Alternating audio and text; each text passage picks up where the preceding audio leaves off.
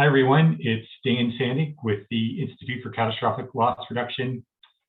Thanks very much for tuning in for our wildfire season forecast for 2022. We're really happy to have Richard Carr back with us again, who's been doing this for us for the past few years. Richard Carr is a fire research analyst for the Canadian Forest Service. Richard provides fire weather processing for the Canadian Wildland Fire Information System and international projects. Richard provides fire weather briefings to the Canadian Forest Service Fire Group, CIFC, and to the Federal Emergency Response personnel involved in fire management, and also provides seasonal forecasting of fire risk.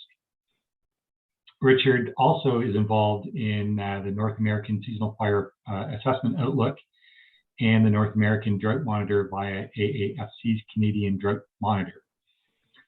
Further to this, Richard represents NRCan and the Canadian Forest Service in the CIFC Forest and Fire Meteorology Working Group. So once again, thank you, Richard, for taking the time to present to us, and I'll pass the mic to you. All right, thank you, Dan, for the introduction, and welcome everybody for tuning in to listen to this. Just wondering if first of all, if my screen sharing is coming through okay. I've got a message here that's saying it's paused. So, right, we're actually looking at your desktop view rather than presenter view. I'm just going to try sharing again here, and okay, that looks good. Yep. All right. Okay, so welcome everybody for the May edition of the seasonal forecast. Call this May edition since we issue a seasonal forecast at the beginning of every month from March through September. So I'll get into the details now. Give you a little bit of background about fire, a little bit of information about our process, and the actual forecast, and maybe some of the things that people need to think about all the time, regardless of what the forecast says. Wildland fire in Canada, as you can see from the graph here, is quite variable. The black line is the number of fires per year. The blue histogram is the area burned. The light blue dashed line gives the 2.5 million hectares burned annually, the mean that we have been using for a number of years for the area burned. So as you can see, the numbers bounce up and down quite a bit. You might be able to detect a bit of a decreasing trend in the number of fires, the black line. So there may be a few reasons for that. Maybe people are more aware of fire problems and are therefore being more careful. Maybe changes in the way fires have been reported over the years as well. So maybe in some regions, unattended campfires are not classified as wildfires. Area burned, of course, is quite variable. If we look back into 1989, with the biggest spike there, where we've got over 7 million hectares burned. Same thing a few years later in 1995. But in between these big years, there's quite a few years with fairly small areas burned. However, what we've been seeing over the past 20 years or so is a bit of an increasing trend. We're seeing more years with that area burned up around that 2.5 million hectares or higher. Some of the other things that may happen with the area burned, we've got better detection methods these days, probably better suppression methods. People can report things more quickly since we've got probably more people in the forest, either for recreation or for work purposes, and better communication systems with cell phones.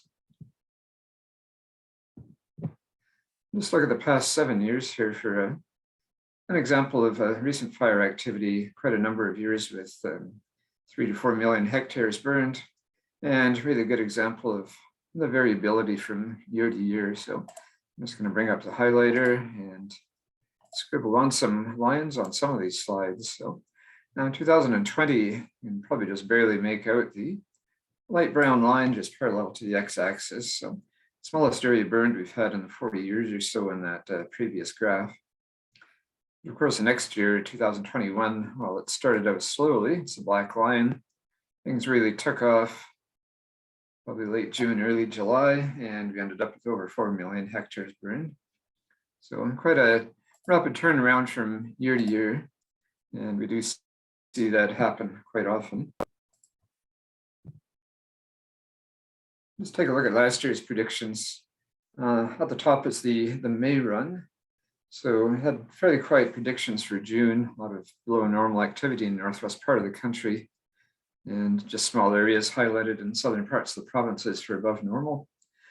Of course, in the last week of June, we got that heat wave starting to move through Western Canada and the States and continue eastwards in the first part of July. So a bit of overlap in the heat there, which carried on into July and really set the stage for a lot of fire activity. So forecast was for more active fire in July and probably peaking in August. At the bottom are the two maps from the July run. So slight difference in the July forecast, the much above the dark red, the bright red area, the much above normal. It's a little bit bigger and extends a bit further eastwards, and a little bit more pink indicating just the slightly above average category extending a bit further north. And in August, of course, that area was enlarged again from the May run. Regardless, we had a lot of fire activity from Ontario westwards, not so much in the north, but certainly got a fairly good forecast, I think, for the western provinces, and for the east as well, with not too much active fire out there. Looking at national statistics from 2021, top left is the seasonal fire occurrence, the number of fires, and the bottom right is the area burned. On these, the red line is 10-year mean, the blue histograms are 2021 data. Unfortunately, we just have these by week numbers, so it doesn't really give an indication of what time of the year it was. But if we look at week 11 or 12, that's really where the heat dome started to move through the western part of North America to the end of June, early July. You can see fairly average fire numbers up until that point, sometimes below average, but once we got into that heat cycle, and the fire numbers really picked up after that.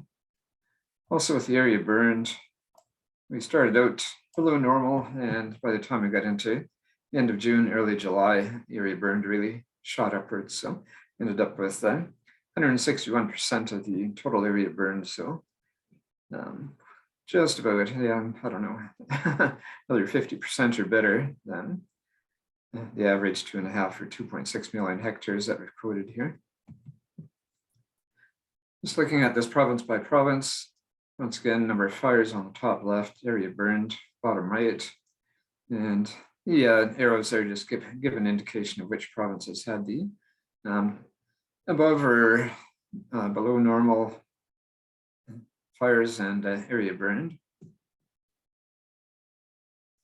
Once again, the blue histogram is 2021, and the red lines are the 10-year average in this case. Right, it's spring. We quite often talk about El Nino, southern oscillation effects in spring for fires, and it's mainly a Western Canadian issue. We have the positive ENSO or El Nino. We tend to get warm, dry, windy winters and springs in Western Canada, and we tend to get some pretty good fires out of that type of condition. Examples are 1995, 1998, and 2016 with the Horse River fire that affected a large portion of Fort McMurray. This year we have the opposite. We've got the negative ENSO, the La Nina, and this will be our second year with a La Nina condition. Tends to get dominated by Arctic air quite often in the spring.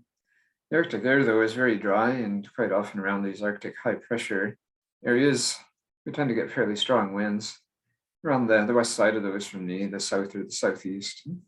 The weather can be cool, but on the western edges of these ridges, well, the temperatures can be fairly normal or even a bit above normal, but we can still get those strong winds and very dry air. So some of the examples are Chisholm Fire in 2001, Slave Lake 2011. And of course, 2021, we had the kind of a moderate La Nina. We tended to come out a little bit of that in the summer, still negative index, as you can see in the orange box there. And the reason we've got some of those orange boxes highlighted is When we get back into that neutral ENSO territory in the summer, we tend to have fairly big fire events in British Columbia. It doesn't always work out that way, but there's a large number of years like that. Some examples of those are 2003, 2017 and 18, and of course 2021. Pacific decadal oscillation may also affect fire in Western Canada for sure, maybe other parts. Right now we're in the negative phase again. Right, we've got those blue spikes hanging down, and that usually coincides with La Nina. When we have a well-developed La Nina, we tend to get colder ocean water along the west coast of North America as well. So we get into that negative Pacific decadal oscillation phase. Now, when that previous spike went into the positive side there, 2013 through 15 or 16, we tended to have fairly active fire seasons through northern parts of the provinces and into the territories. So there was possibly a bit of a phase change there for a while, but we're back into negative now. So if that trend holds out, maybe the north won't have quite the serious fire problems that they have sometimes. The other end of the country, North Atlantic oscillation, may affect things in Eastern Canada and Eastern North America. And really, we're looking at the pressure differences between Iceland and probably about the Azores Islands west of Spain. There also is another oscillation that may be a bit more applicable to Eastern Canada, and I'm just learning a bit more about it as we go here, so I won't talk too much about it. And that's the Baffin Western Atlantic oscillation. Very similar to this, just with the pressure centers moved a little bit further west, so Baffin Island and approximate Bermuda location, about 30 degrees north in the Atlantic. With the North Atlantic oscillation, though, the arrows in black at the right there just point to years where big fire years happen in Quebec. And often these seem to be in a transition between positive or negative or vice versa. There was a bit of an exception, though, in 2010 with a fairly extended negative period there and still fairly active fire year in Quebec. Possibly what happens there is we get just enough strength in ridges to keep temperatures fairly warm and conditions fairly dry, but maybe just enough instability to generate a few more thunder showers than usual, or maybe thunder showers with a bit less rain than usual. Take a look at starting conditions for a seasonal prediction for 2022. Starting with snow cover, and we had plenty of snow cover over most of the winter in a lot of the country here. Parts of the southern prairies, southern Saskatchewan, or southwestern Saskatchewan, southern Alberta were fairly dry throughout the winter. They had snow cover come and go, but the rest of the country did have a lot of snow cover over the winter. The red line on this chart here gives the average location of the 2 centimeter snow depth for that particular day. So this map was taken from May 16th. So we're going to see that line comes down through the probably northern and northwest territories, down through northern Manitoba, and then across extreme northern Ontario and into parts of northern Quebec and Labrador. And we do have a patch of snow cover below that, which sitting in northern Manitoba, so any color below that line indicates snow is lingering a bit longer than usual. But in this particular case, this is really just a spring snowfall event. And the snow had disappeared up there, but we've got some snow. It's going to melt again fairly quickly. Over the past couple of weeks, though, we've had warm temperatures in eastern North America, and up until a week or 10 days ago, we had very deep snow cover through central Quebec and Labrador, and a lot of that has disappeared over the past few days with that warm weather invading the eastern part. We still have fairly ample snow cover in the western mountains and up into Yukon, although we can see white extending through the Mackenzie Valley up to the Arctic Ocean. So snow has melted in the Western Territories. Sorry, just highlighted those with circles, or just skip by those. Drought code, we take the fall drought code and just that for winter precipitation come out with starting values for the new year. The reason I chose September 30th here, this isn't the date that we'll always choose drought code values from, but we'll choose the value for each station where it was calculated last in the fall. And you can see on this map, we're starting to lose a bit of color in northern Yukon and the northern Northwest Territories. So by the end of September, we're probably seeing fairly cold temperatures up there and possibly some snow cover that may come and go. And in some areas, it might actually stay at that time of the year. So fire weather index calculation shut down first up there usually, and then that trend gradually moves southwards across the country. So what we do is we take the last day that we've calculated these drought code values from, adjust those for the winter precipitation, and come out with our new starting drought codes for the spring. You can see at this point in time that we had a lot of moisture moving onto the Pacific coast. We see a lot of blue right along the coastal areas there, and they went from fire problems to flood problems, and I think then the big Pacific storm started to move inland a little bit earlier than usual and maybe dump a bit more rain than they normally would at that time of year. Of course, when we have some extensive fires and deep, intense fires, well, they tend to change the nature of the soil. It produces a hydrophobic condition, so the soils don't absorb water readily. We end up with runoff problems as well, and that's one of the things that contributed to flooding in the province, most likely. Drought, we're looking at the same month, so this would be the end of April. The top map is from 2021. These are from Agriculture and Agri-Food Canada, AAFC.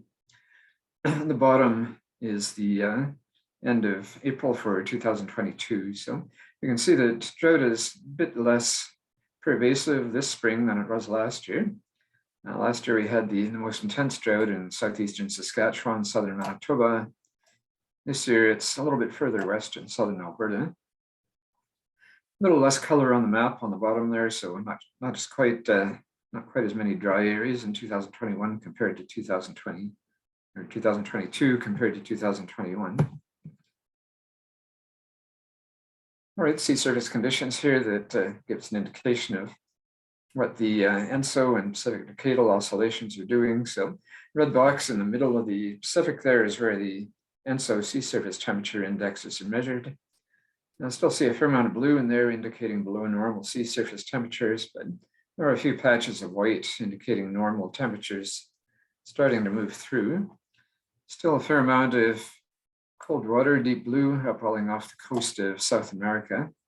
And we've seen this pattern come and go over the winter as the La Nina has kind of gone up and down. The extent westwards has changed a little bit from time to time. So even though we had a La Nina, we had a fairly warm conditions through the latter part of the winter, and then maybe a bit of a cooler spring in the western half of the country.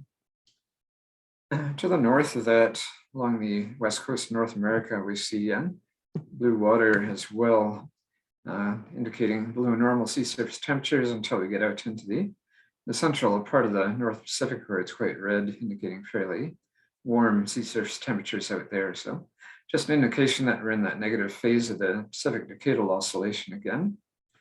Now the patch of cold water just off the coast of southern BC or Washington, Oregon is growing a little bit. I mean, it's not particularly strong and hasn't been over the winter, but it is there.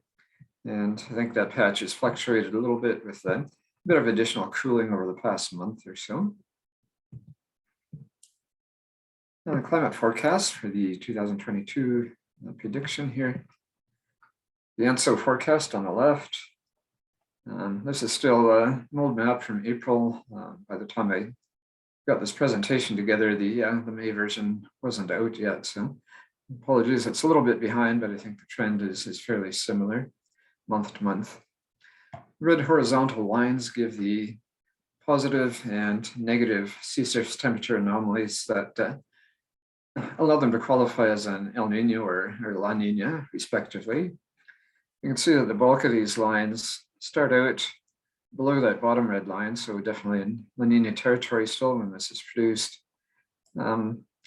Center of the line is going to rise maybe a little bit above that negative 0.5 anomaly. So as we go into the summer, it looks like maybe we'll get back into neutral territory, but it might stay just cool enough to still qualify as La Nina.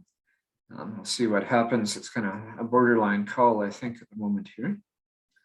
The interesting question is by the time we get into July, August, September, that's centered on August there, whether we get a return to enough to neutral conditions that British Columbia might see an increase in fire activity again.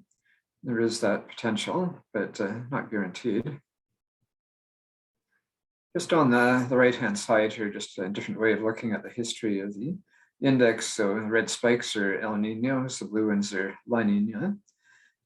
You can probably see that the blue spikes are quite often wider than the red ones. And really the negative, and so the La Nina, it's more of a natural state of the ocean as we have the trade winds blowing towards the equator from the northeast or the southeast and the northern and southern hemispheres respectively. Just at the right-hand side of the graph here, that's where we are at the present time. In what we call maybe the second dip of the La Nina. We had a spike last year, bit of a reprieve through the summer, and then back into a bit of a stronger negative phase over the winter again. And it's been fluctuating a little bit so far this spring. Now, when we produce our seasonal forecast, using data from climate models, climate ensembles, the CANSIPS, or Canadian Seasonal to Interannual Prediction System that has been developed and run by Environment and Climate Change Canada. So they've got a sub-center there, the Canadian Centre for Climate Modelling and Analysis, that actually develops these climate models and runs them. The two models are CAN-CM4I, these get upgraded every few years, and the GEM Nemo, and it's actually the GEM 5 Nemo at the moment here. So there's the expanded acronym for that, Global Environmental Multiscale, in place for European Modeling of the Ocean. Each of those models consists of 10 members, ensemble members, so they produce a 12-month forecast each. So when we do our seasonal forecasting, we actually have 20 different forecasts, and we'll take the consensus of those to come out with our prediction. Right now, we're just using temperature and precipitation data. I've probably mentioned this before in previous years that we do have code for including wind in there, but it hasn't been activated yet. And we'll talk about that a little bit later in the presentation. Now, how do these stack up against other North American climate models? Well, we can look at the North American Multi-Model Ensemble, or NMME. The two Canadian CANSIPS models appear in the green box in the center. Here we're just looking at predictions for temperature in June. And we can see that, and this is quite normal, there can be quite a difference between climate models. GEM 5 Nemo on the right tends to often predict cooler temperatures than the CM4I. Last year, we did notice that the GEM 5 Nemo probably had a definite cool bias, and I think that was corrected from last year, at least to a certain extent.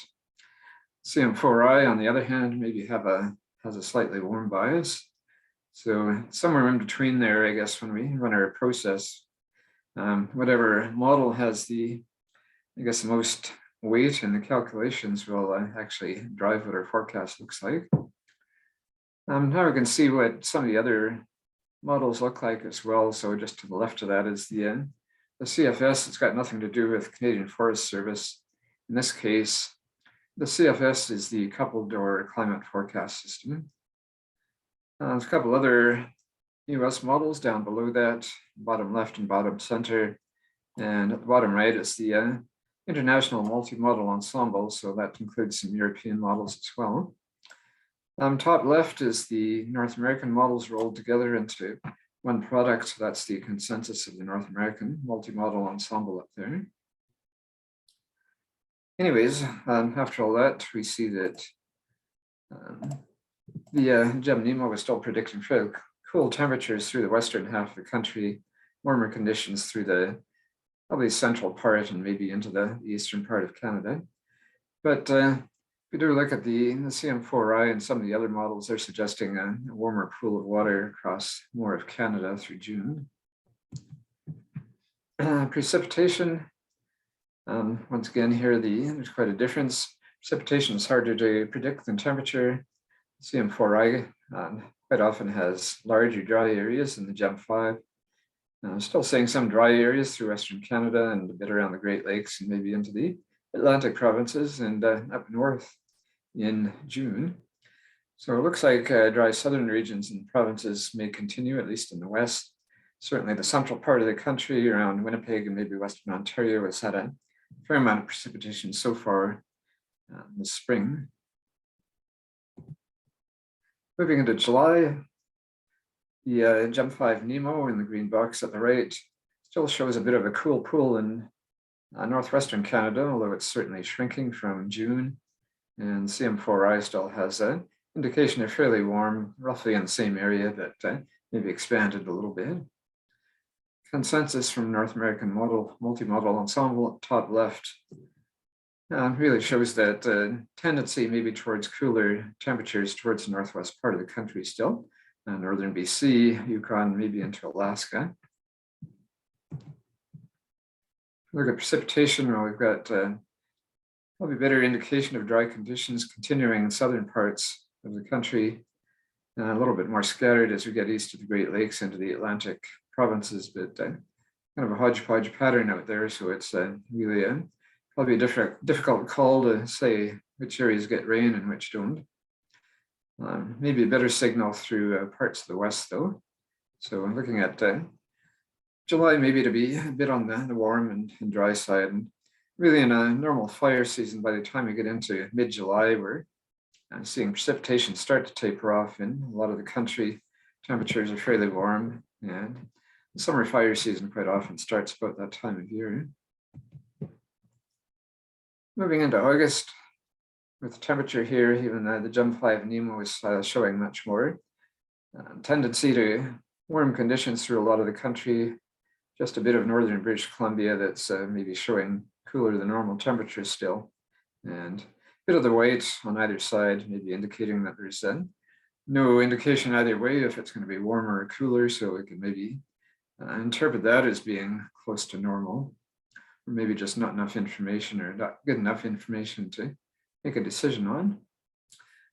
However, if we look at the other models, there's certainly forecasting a lot of warm conditions across the country in August. And looking at precipitation, still a good indication, even with the GEM5 Nino, that there's going to be a fair amount of dry areas as we get into the latter part of the summer. All right, so having looked at the climate models, we'll get into the details of our 2022 prediction. Just a bit of a review again. We use the Canadian Forest Fire Weather Index system, or the FWI system, to calculate our fire weather index value. So we go through all of these different steps. Top row of yellow boxes are the field moisture codes. There's a couple of behavior indexes, and that culminates in the FWI, or fire weather index. From that, we can calculate what we call the daily severity rating. Since the FWI is a nonlinear value, we apply a simple correction to that to make a linear relationship, and it's much better for statistical analysis. So we come up with a daily severity rating, and those can be summed up to, we come up with a monthly value or a seasonal value. When we do our monthly values, we can compare those to a historical period and see if our predictions are going to be above or below that normal. So once again, just in review here, the methodology. Top left, we use that as fall drought conditions to help assess spring startup, and that map, right-hand drought code map with colors just along the southern parts of the provinces, is a typical early spring view where we get areas that have lost snow and have warmer temperatures starting up the calculations. And as the year progresses, that will tend to spread northwards as we get more and more places that meet up the startup criteria. Of course, we have to have a normal period to compare our predictions with. So we'll bring in the hindcast from the models once a year, and we use those as a 30-year basis to compare our current prediction with. Number 3 step, bottom right, we do the seasonal predictions. And number 4 on the bottom left is what the maps look like from that process. Something else we may do, and this doesn't appear on the Canadian Wildland Fire Information System website yet, we'll take the maps that our process generates. We'll maybe look at what some of the other North American or international models are predicting and create a line diagram that may look a little different than the areas depicted on our process generated maps. So we use these line diagrams in things like briefing notes to our Federal Minister of Natural Resources and for submission to the North American Seasonal Forecast Assessment Outlook that's done at the National Interagency Fire Center in Boise, Idaho. So that's a combination of US, Mexico, and Canadian inputs. At some point, maybe we'll include those on the CWFIS, but they're not there yet. Now, that's just an example only of the process. That's got no bearing on what the 2022 fire season is looking like. But here we go. Here's 2022 predictions. Really for May, it's almost over. We haven't seen too much fire activity so far. And in fact, the only area that we had an above normal prediction for was just along that southern Manitoba, Saskatchewan border. And really, I don't think anything has really happened too close to that area, except maybe up towards the northwestern portion of it. It's been fairly wet through that region so far this spring. Now, if we just go to the northwest of that, there is an area that's indicated with the orange dashed line. And when we do have the La Nina springs, well, some of that area, of course, can get fairly strong winds around the west side of the Arctic surface high pressure areas as they drift into the prairies. So you can get fairly dry, windy weather, and there's always a chance of wind-driven fires in those areas. I guess I must add to that, the northwest part of that region up towards northwestern Alberta and northeastern BC has probably had enough rain and snowfall this spring really to prevent too much of a hard problem there. So anything could be limited a bit further to the southeast of that area, probably central Alberta, eastern Alberta, and western Saskatchewan.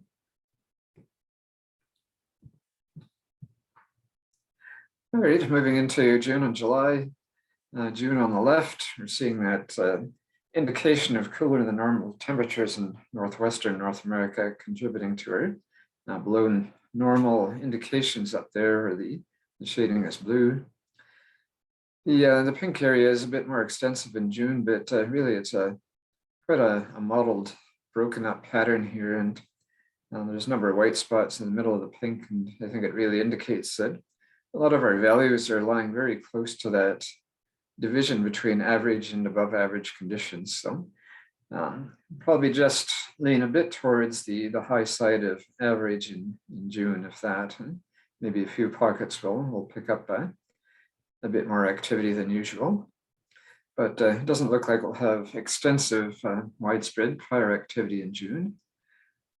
In July on the right, we're seeing a bit of bright red, once again, southern Manitoba, so indication that maybe there's a small pocket where we have well above average conditions and fire activity could be a bit more intense. The rest of the pattern, though, once again, is broken up, and I think once again laying fairly close to that average / above average category. When we get into August, though, on the left, well, we're seeing that patch of bright red expand quite a bit, and a few pockets showing up in Alberta and southern BC as well. So with the indications from climate models that August will be most likely fairly warm and quite dry across a lot of the country, we could certainly expect an increase in fire activity during that month. Once again, it looks like that might extend as far east as the Ontario-Quebec border, and maybe a bit beyond. When we do these predictions, they are subject to a little bit of error. Sometimes we get some false positives, sometimes we miss some areas. But in fact, sometimes we get a prediction for an area and the actual fire activity is offset from it a little bit. So we can't, I guess, say that the extent of these is perfectly determined by the model run there. There is a bit of room for error there, but it still looks like Most of Western Canada will be affected, except the northern or northwest portion still, maybe a bit normal to below normal over the summer. On the right-hand side in September, well, we tend to get a similar area, but just shrunken a little bit by that time of year. We're getting longer nights. Daytime temperatures are not quite as warm usually. Overnight lows are a bit cooler. If there's moisture in the vegetation or the ground, well, it tends to be retained a little bit better as we get less evaporation. Some areas, of course, we might start to pick up some snow cover from time to time in the extreme north, maybe for the winter. So we tend to see the red areas shrink a little bit in September. And when we do have intense fires through the summer, well, some of those can burn or smolder through the fall and even over the winter sometimes. And last year in 2021, we had a patch of active fire in mid-October in east central Saskatchewan. Really, that's very close to where part of that much above normal category is located for this prediction in September. So possibility that we might see something like that happen again. I guess, I must add that even though we're seeing more years with fairly large area burned, and sometimes the climate oscillations will stay in place for 2 or 3 or 4 years. It's very rare that we get 2 very identical years back to back, but it does happen. I guess in 2017 and 18, British Columbia, of course, had active fire in both of those years during the summer. Just a difference in the timing, though. In 2017, it started early in July, and almost a month later in 2018. Maybe in the 2013 to 2015 period, we had a number of years where fire was active in consecutive years through northern parts of the country as well. However, having said all that, we don't see the same indication of intensity as we had in 2021. We'll probably still get some hot periods for sure. It's pretty normal for a summer to get some hot periods, maybe not extreme record-breaking heat though. So I'll just step through a few of these graphs from a few places across the country.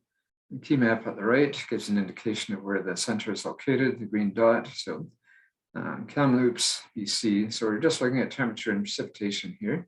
Temperature on the left, precipitation on the right. The top graphs in each of those are from the Nino model, and the bottom from the CanCM4I. So with the temperature on the left, we can see that tendency for the Nino to predict cooler than normal temperatures. And by the time we get into late summer, it looks like it's probably maybe just riding a little bit above that black normal line. On the other hand, the CM4I at the bottom pretty much predicts above normal temperatures throughout the summer. Kamloops has been a bit on the cool side so far in May, so we think that maybe the conditions, are leaning more towards what the Nino has been saying so far. Sorry, I'm just trying to get my highlighter back again here. So these are the dates out from May 1st. So probably looks a little bit closer to where we are, and I skipped ahead of where it should have been again. Still looking at Kamloops. Precipitation on the right, which is interesting. The CM4I is actually producing a lot of those lines above the normal for precipitation throughout the year. So if we tend to get warmer temperatures, well, a bit of excess precipitation can definitely be evaporated fairly quickly. It might result in a bit more growth of grasses and shrubs and things like that, which usually doesn't affect the fire season or the current fire season. If it occurs midway through the summer or later, might have an effect on the next fire season with a bit more undergrowth available for burning. At the top there, the precipitation from the Nino looks a bit more closer to normal in Kamloops. Looking at the Pas, Manitoba, just on the Saskatchewan-Manitoba border, about halfway or maybe a little less than halfway up. Starting out cooler, of course, this spring, and once again, the Nino at the top indicates cooler temperatures prevalent through the spring, which is a bit closer to what we're actually seeing. As we get into the mid part of the summer and later, though, it looks like the Gem 5 Nino starts to pick up on warmer temperatures as well. So we'll probably expect to see warmth increase as we get into summer. Precipitation, yeah, Gem Nino looks pretty close to normal. We've got some of those ensemble elements below, some above, whereas the CM4I definitely has a prediction towards drier conditions there through the summer. Yes, and I must add at this point in time here as well, when we do get the Arctic high pressure areas moving into the prairies during the spring or even the summer, they do carry very dry air. So it might be an indication that we'll have the region dominated by high pressure over the summer and fairly dry air. The further we get into spring, the warmer those air masses become, and they tend to moderate quite quickly. So you might have a cool day or two, and then you're back into fairly warm conditions with the sun heating things up. And left that line on Sudbury, which probably don't need to have on right now. Once again, though, the Gem 5 Nemo at the top there has the bulk of the line sticking really close to that normal condition throughout the year. But I think in this case, the CM4I at the bottom maybe a bit closer to what's been happening since they've had some very warm temperatures in eastern Canada, eastern US so far in May. So that prediction of above normal temperatures is maybe a bit closer to what we're seeing through a good portion of the month, though. Precipitation on the right, once again, the Gem Nemo has some lines above, some below that normal value. So no really clear consensus on what the precipitation will do there. Definitely the CM4I, though, has pretty normal precipitation conditions. Then it looks like it probably dries as we get into the summer. All those lines coming out below the that black normal line there. All right, well, you can find our maps on the Canadian Wildland Fire Information System website, just on the left-hand panel. Monthly and seasonal forecasts. They're updated on the first of each month, or as close as we can get to that. If it falls on a weekend, well, it's probably the first working day that we actually verify the maps process worked well, and we'll put them up there.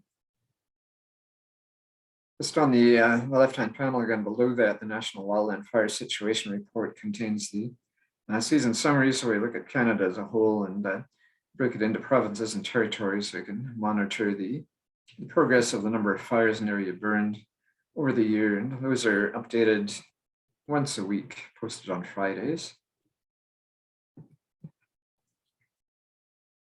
A picture of our forecast. Well, we've got a number of programs that are driving, I guess, development of both software and other things within the fire program. And there's a few things that have been around for a number of years.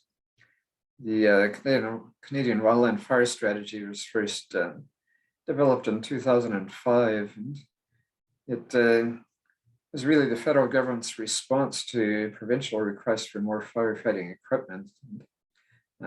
Federal government said, well, instead of just buying airplanes and things, let's have a comprehensive look at wildland fire management in Canada, and we'll see what else we can do to improve it. And that includes things like better access to data, better software, and things like that. And that was first written in 2005, and then it really didn't go anywhere for a number of years until after 2016, when Horse River Fire roared through Fort McMurray, and that was suddenly revived again. So in turn, there's the Wildland Fire Strategy and also the Blueprint for Wildland Fire Science that ties together activities within the federal, provincial governments and universities, academic institutions to better improve fire science in Canada. So these things are helping to drive the development of the Canadian Wildland Fire Information Framework, or CWFIF, which we're working on now, which is an architecture to help share data, software, and other things that are used within the fire community. We hope we can get a better exchange of information between all of the provinces, territories, federal government, Canadian Interagency Forest Fire Centre, and any other groups that may be involved in fire activities.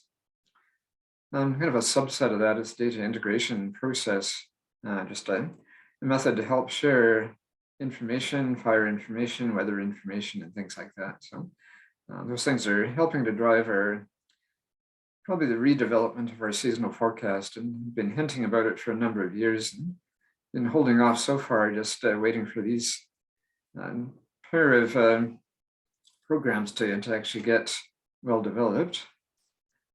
There's things that we might be able to do to improve the forecast, include data from other models, and of course, include wind in it. I let my imagination run wild a little bit earlier this spring. So since we get quite a disparity between model predictions, there might be some regions in the country that are better served by one model versus the other. So maybe there's a way to weight the model outputs according to the location. Also, some of the provinces and territories, fire weather meteorologists are producing their own methods of looking at seasonal forecasting, and maybe we can develop kind of a community-based system and include some of their insights as well, and come up with a better way of producing a national forecast. A few caveats and notes on climate model limitations. Well, they are fairly complicated pieces of software. With weather models and climate models, we've been at it for probably 70 years or so, and to really get a big improvement in predictions, well, it probably takes about a decade of development, and we'll get an additional day of accuracy with the weather models, and maybe another week or month or so of accuracy with the climate models. So it is a gradual process. Certainly limitations, and you can see that from the difference in the models predicting things very differently sometimes. When we come out with our spring forecast, they may face what we call the spring predictability barrier. Some of these atmospheric oceanic indexes like the ENSO or PDO or North American oscillation may fade or change phase in the spring, and maybe the models don't capture the timing of that perfectly or the degree of change. So once we get into May or beyond, we tend to get better predictions for the summer. When we base our forecasts on a calendar month, well, it doesn't always agree with how weather works. We quite often get a change quite right through a month. We might go from a cool, wet first half of the month to a warm, dry second half of the month. Talked about the model disagreement a little bit, so I don't think I'll go into that again. Precipitation trends are harder to predict than temperature. Serious fires can occur in any year, and even in normal conditions, of course, we get that somewhere between 2 and 3 million hectares burned each year, and that is a fair amount of area burned. And of course, you get a fire in close to a community or any other infrastructure or property, well, it could be at risk of being damaged. So we can get those serious fires occurring in many years, and in fact, even when conditions are below normal, you might still get some fires that can create some problems for people. Of course, smoke is a concern these days as well. So smoke modeling is becoming, I think, a bigger topic, and there's a number of programs that we contribute to each year from Environment and Climate Change Canada and the University of BC. They both run smoke forecast models. We can get a prediction of above normal fire intensity or risk, but it depends on ignitions. If people are being careful, maybe we'll have less human-caused fires. If we get less lightning activity in warm, dry conditions, well, we'll get less lightning-triggered fires. So really, we can have indications of possible intense activity, but if we don't get those ignitions, then nothing really happens. The conclusions: spring is arriving later than in 2021. Drought is not as pervasive, had much deeper snow over the winter through a lot of the country. Under a second dip of the La Nina, as you can see on the very right-hand side of that chart, may affect the way that storm tracks work throughout the spring and summer, and we're definitely seeing more intense storms move across the country or the continent so far this spring. those indexes do rebound into close to neutral territory or neutral, well, of course, we might end up with that fairly dry, warm summer again. We've got a third dip, an indication that we might get back into a third dip in the winter of 2022 and 23. So we've seen a few of those, 1999 to 2002 and 2011 to 2012, with some fairly broad La Nina periods. If we do get back into neutral territory for the summer, well, if the climate drivers continue to fluctuate, weather patterns will probably continue to fluctuate as well. Must add, though, that often the implications are not quite as definite through the summer as they are in winter. A lot of these indexes will produce their biggest effects in winter and spring. So summer is probably a little less prone to direct influence from a lot of these drivers. And of course, the model consensus points to warm summer with many dry areas. All right, so just a final reminder to check updates in the seasonal forecast first few days each month on the CWFIS. First falls on a weekday. We'll probably have those maps posted on that day.